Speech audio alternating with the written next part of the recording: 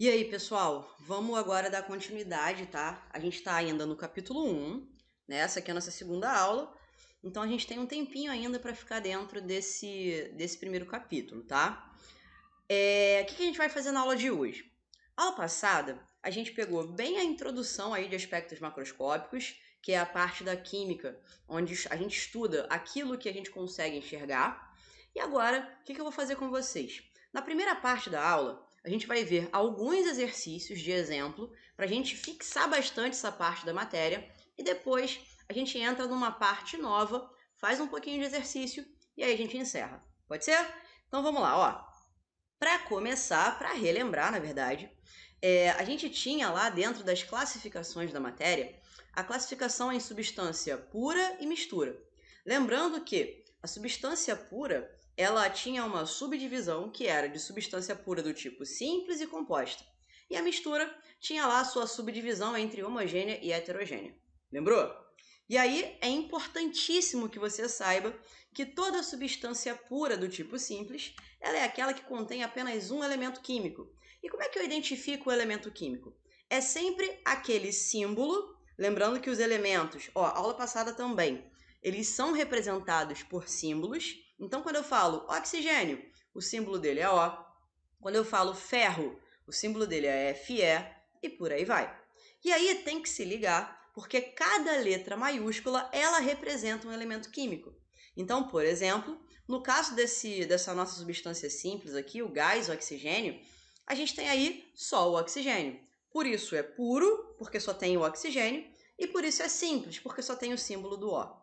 Aí a gente passa para as substâncias puras do tipo compostas, compostas de mais de um elemento químico. Repara que nesse exemplo eu tenho o H, que é a letra maiúscula, que representa o hidrogênio, e o Cl, que representa o cloro, sendo que dentro do Cl, o C ele é maiúsculo. Então, no caso desse exemplo, HCl, eu tenho dois elementos químicos representados, o hidrogênio e o cloro.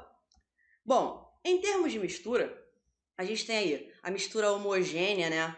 Sendo aquela que possui apenas uma fase, como por exemplo um copo com água, e a gente tem aí uma mistura heterogênea com mais de uma fase, como por exemplo água com óleo. Repara que eles não se dissolvem um no outro, porém estão contidos no mesmo recipiente e por isso mistura heterogênea.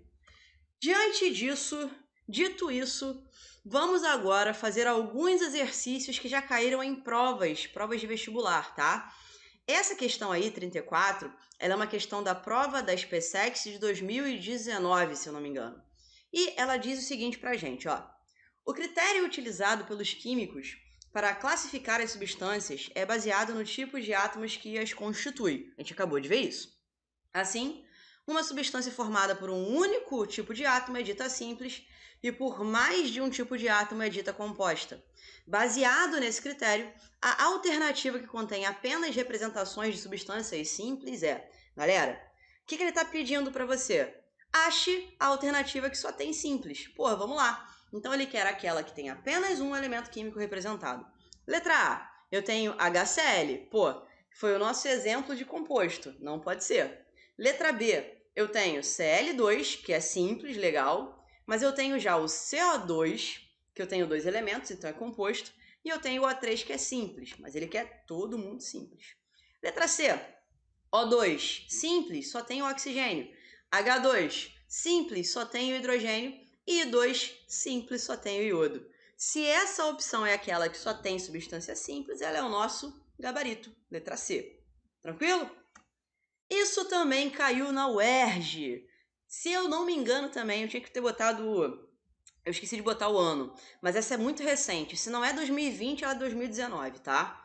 E aí o moço pergunta o seguinte, eu não vou ler nem o texto, olha só. Vou pro comando da questão, que é essa frase aí que diz o que você tem que fazer, ó. Dentre os gases citados no texto, aquele que corresponde à substância composta simbolizado por... Galera, ele está querendo, ao contrário da questão da SpaceX, agora, ele quer aquele que corresponde a uma substância composta. Se é composta, tem que ter mais de um elemento químico. Letra A, um elemento só. Uma letra maiúscula só, um elemento só. Letra B, uma letra maiúscula só, um elemento só. Letra C, uma letra maiúscula só, um elemento só.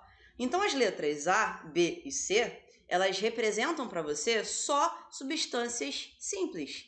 Sobrou para a gente, então, a letra D, CO2. C, que é o carbono, mais o oxigênio, montando aí para a gente uma substância do tipo composta. Fechou essa ideia, pessoal? Se fechou, vamos fazer mais uma. Deixa eu sair da frente aqui. Vamos fazer mais uma. Da apostila agora, tá? Página 6, questão de número 28. E o moço vai falar o seguinte, ó. Olha que legal essa questão. Uma pessoa recebeu um frasco fechado, rotulado com o seguinte simbolismo. Então, deixa eu voltar aqui rapidão. Tem um frasco ali e dentro do frasco eu tenho diversos símbolos. O2, N2, H2.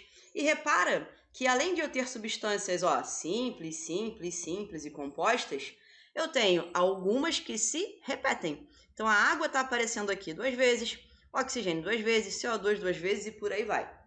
Pergunta do moço, ó. Em seguida, após certa análise, fez algumas afirmações a respeito do conteúdo do frasco. Supondo que essas afirmações tenham sido corretas, determine os valores encontrados para o... Gente, não é questão de múltipla escolha, hein? Pelo amor de Deus. Não são opções. É tipo, letra A, dê o número total de átomos contidos no frasco, letra B, moléculas e por aí vai. Bom, vamos fazer uma diferenciação entre o que é átomo, o que é símbolo de elemento e o que é molécula. Na aula passada, a gente deu uma olhada nessas representações, mas vamos relembrar. Quando eu falo assim, ó, é O2, tá?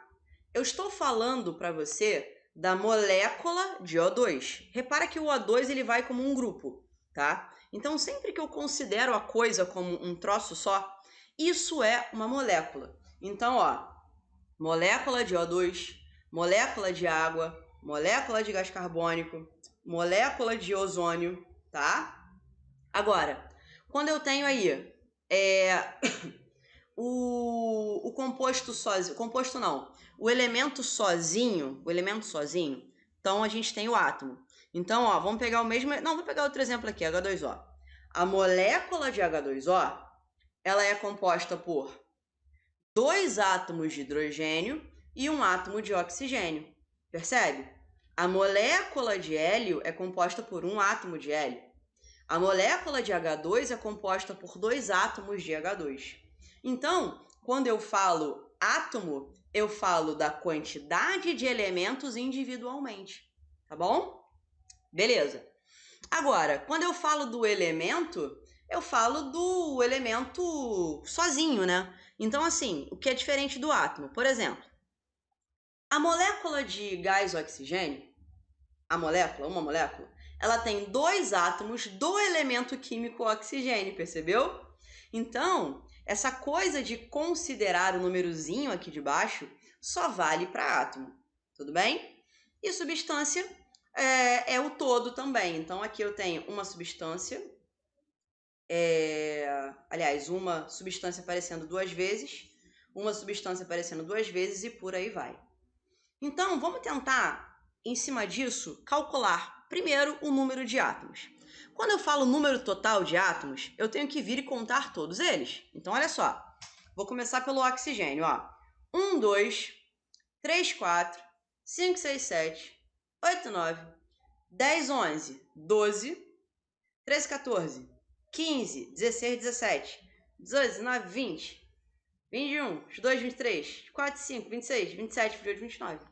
Então, repara que para eu contar a quantidade de átomos, eu contei o númerozinho de baixo de todo mundo, independente se eles são repetidos ou não, porque é o total de átomos que eu tenho na brincadeira, tudo bem? Bom, vamos contar agora a quantidade de moléculas que eu tenho ali dentro. Moléculas é o todo, tá? Então, eu tenho 1, 2, 3, 4, 5, 6, 7, 8, 9, 10, 11 e 12. Independente da repetição, eu tenho 12 moléculas no total. Então, letra B, 12. Vamos ver agora a quantidade de elementos químicos presentes. Ó, aí eu não considero a repetição, tá? Repara, ó, Oxigênio. Eu tenho o elemento oxigênio aparecendo uma vez aqui, uma vez aqui, uma vez aqui, aparecendo várias vezes, né? Contudo, a gente não pode esquecer que, independente dele estar na água ou no CO2, é tudo oxigênio. Então, oxigênio é um elemento. O outro, nitrogênio. Oxigênio já foi. Hidrogênio. Oxigênio foi, hidrogênio foi. Carbono. Oxigênio foi. Hélio e nitrogênio foi. Ou seja, independente dos arranjos que eu faço entre eles, eu tenho apenas 5 elementos químicos representados aí, tá? E agora vamos verificar o número de substâncias. Ó, quantas substâncias eu tenho? Eu tenho a substância O2, tá? Eu tenho a substância N2, eu tenho a substância OH3, substância H2, substância H2O, essa aqui já foi, substância CO2 e substância hélio. Contei o quê? 7 substâncias e por isso esse aqui vale 7. Tudo bem, pessoal? Tudo tranquilo? Entendeu essa parte de átomo, molécula? É uma parte que não é tão trivial. Tem que ficar treinando para conseguir acertar, tá bom? Então pega aqui depois o slide de novo, refaça os exercícios que vai ficar tudo beleza. Vamos seguir aqui? E aí, pessoal, vamos continuar? Continuando aí o capítulo 1. Não esquecer que estamos dentro de aspectos macroscópicos e hoje, seguindo aqui a nossa aula que a gente viu exercícios anteriormente, vamos agora verificar os fenômenos que existem dentro das transformações aí da matéria, tá? Gente, um fenômeno ou uma transformação, ele é qualquer alteração que você faça na matéria. E ela pode ser de ordem física ou química. Quando eu falo que ela é de ordem física, eu estou dizendo para você que eu não promovo uma alteração na composição química do composto. E o principal exemplo para isso aí são as mudanças de estado físico. Cara, as mudanças de estado físico, elas trazem para a gente apenas uma mudança de agregação molecular de um estado para o outro. Mas, por exemplo, aqui o exemplo da água. Se eu tenho água sólida, água líquida e água gasosa, repara que tudo eu falei água, né? Eu mudei os estados físicos, mas eu não mudei o composto químico presente aí na matéria. O que é importante você saber a respeito da mudança de estado físico? Primeiro, o nome de cada uma das mudanças e segundo, os gráficos de mudança de estado físico. Vamos verificar primeiro os nomes e na sequência a gente vai montar os gráficos, tá? Bom, passagem de sólido para o líquido é fusão, passagem de líquido para gasoso, ebulição ou vaporização, passagem de gasoso para o líquido, liquefação ou condensação, vai anotando o que eu estou falando, e do líquido para o sólido, solidificação. Tem uma passagem que ela vai direto, ela vai aí do sólido para o gasoso ou do gasoso para o sólido. Independente de para onde ela esteja indo, o nome é o mesmo, ela se chama sublimação, tá? E agora vamos só fazer uma observação em termos de calor.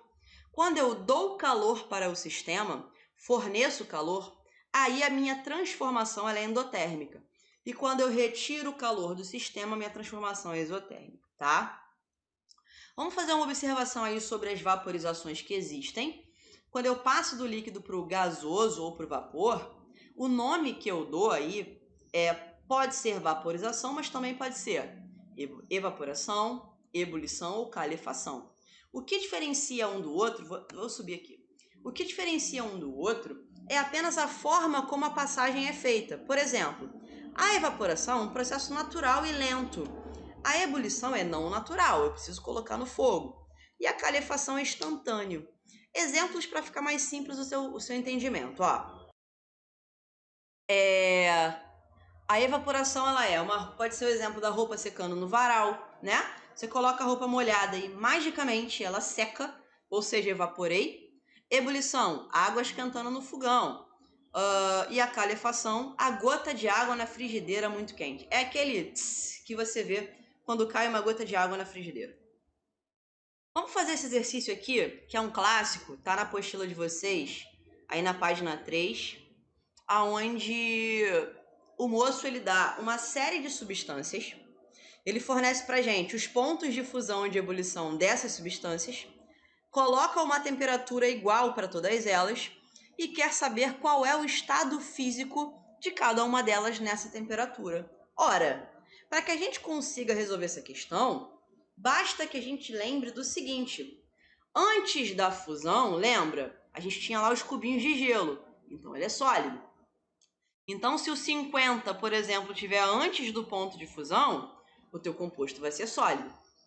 Se o 50 estiver no meio, vai ser líquido. E se estiver acima, vai ser gasoso.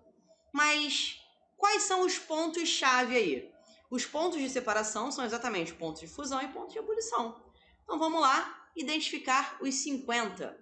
Bom, menos 63 e 61, os 50 graus, ele está no meio. Menos 116 e 34, o 50 está acima. Aqui o 50 está no meio, aqui ele está no meio, aqui ele está acima e aqui ele está abaixo. Gente, se está no meio, é líquido. Se está acima, é gasoso. Se está no meio, líquido, líquido. Se está acima, gasoso. E se está abaixo, é sólido. Fechou? Então, esses são os estados físicos das substâncias a 50 graus Celsius, sendo que cada uma tem aí o seu ponto de ebulição e de fusão específico. Partiu? Vamos agora, então, falar dos gráficos de mudança de estado físico. Deixa eu sair da frente e vamos tentar fazer uma transformação que vai ser bem interessante. Olha só, eu quero pegar gelo a menos 3 graus e quero levar ele a vapor. E aí eu vou escrever aqui, vou fazer a passagem de todas as transformações que existem, tá? E na sequência a gente vai usar essas transformações para a construção de um gráfico. Então olha que maneiro. Se eu tenho gelo, e tô falando da água, tá? Que tem ponto de fusão 0 e ponto de ebulição 100. Vamos lá. Menos 3 está abaixo do zero, né? Então ele é sólido. Para que ele entre na fusão, ele tem que virar gelo a 0. Depois que atingiu esse ponto, ele começa a derreter. Aí ele vira água a 0 na fusão e depois ele vai esquentar. Ele vai virar água a 100 na ebulição. Depois da ebulição, ele vai esquentar mais e vai virar vapor a 100. E depois ele vai esquentar e finalmente vai virar vapor a 150. Pessoal, repara que passar um gelo de menos 3 para 150 não é um processo instantâneo, concorda comigo? Ele passa por várias etapas e são essas etapas que eu quero que você entenda no gráfico de aquecimento de uma substância pura. Gente, esse gráfico é bem legal porque ele mostra pra gente o que acontece quando você tem a água, como exemplo, com 100 graus Celsius de ebulição e 0 de fusão. Eu quero que você entenda que isso aqui é o exemplo da água, mas esse modelo de gráfico serve para qualquer composto. Então, sempre que você observar um composto que está subindo, aí retinho, subindo, retinho e subindo, você tem, nesse primeiro patamar, a fusão, sempre a fusão. Nesse segundo patamar retinho, a ebulição. E nesses aqui que estão inclinados, você tem os estados físicos, sólido, líquido e gasoso. E aqui embaixo você tem o tempo que dura cada uma dessas coisas. Lembrando que, assim como você tem um gráfico de aquecimento, você pode também ter um gráfico de resfriamento, tá? Aí os nomes mudam, né? A ebulição é quando você passa do líquido para o vapor, que é o que está acontecendo aqui. Mas se você vem do vapor para o líquido, aí o nome já é condensação ou liquefação. A única diferença é essa, tá? E aqui a gente tem um gráfico de aquecimento, só que de uma mistura, tudo bem? Quando você tem mistura, você não tem, os patamares retinhos como você tem na substância pura. Você tem faixas.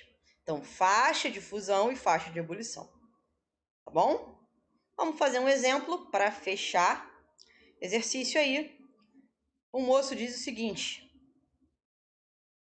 O moço diz que uma substância sólida é aquecida continuamente e o gráfico mostra a variação de temperatura com o tempo. Então, aqui eu tenho um gráfico que está subindo e eu tenho dois patamares. Então, aqui é a fusão e aqui é a ebulição. Repara que não é a água, mas a ideia serve para esse também. Então, eu não vou nem ler as opções. Ó, eu vou só primeiro interpretar esse gráfico. Temperatura 150, ebulição, 65, fusão. Aqui ele está sólido, aqui ele está líquido. Olha o que ele está perguntando. O ponto de fusão, o ponto de ebulição e o tempo de duração durante o qual a substância permanece líquida são, respectivamente. Pessoal, muito fácil. Fusão, 65. Ebulição, 150. Aonde ele está líquido? É aqui, porque aqui ele é sólido. Então, qual o tempo de duração? 20 menos 25, né, que ele é líquido, que dá 15. Ou seja, e errei a conta, hein? Ah, não é 5. Caraca, gente, eu não sei fazer conta, você já sabe disso, né? Então, 25 menos 20 dá 5. Então, 65 para fusão, 150 para ebulição e 5 para o tempo de duração que a gente vê aqui embaixo. Beleza? Então, se tá beleza, façam esses exercícios e a gente se vê